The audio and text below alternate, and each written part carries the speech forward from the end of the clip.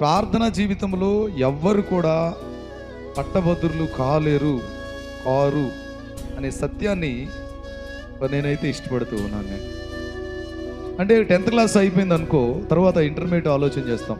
అంటే 10th నేను చదివేశాను, 10th పూర్తయిపోయింది, కనుక నేను ఇంటర్మీడియట్కి వెళ్ళాలి. ఇంటర్మీడియట్ కూడా 2 సంవత్సరాలు బాగానే చదివాను, బాగానే పూర్తి చేశాను. పూర్తి చేశాను కాబట్టి నేను డిగ్రీకి వెళ్ళాలి అని డిగ్రీకి వెళ్తాం. డిగ్రీ కూడా మొదటి సంవత్సరము, 2వ సంవత్సరము, 3వ సంవత్సరము, ఇప్పుడు 4వ సంవత్సరం పెట్టినట్టున్నారు.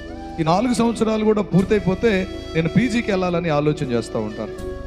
సో ఇప్పుడు నేనేమంటానంటే 10th పూర్తయింది కాబట్టి పై స్థాయికి వెళ్తున్నాను.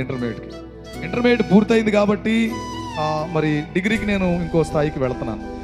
డిగ్రీ కూడా పూర్తయింది కాబట్టి నేను పీజీ స్థాయికి వెళ్తున్నాను అని మనం అనుకుంటాం. అంటే పూర్తయిన తర్వాత ఒక మెట్టు ఎక్కడానికి ఇష్టపడతాం.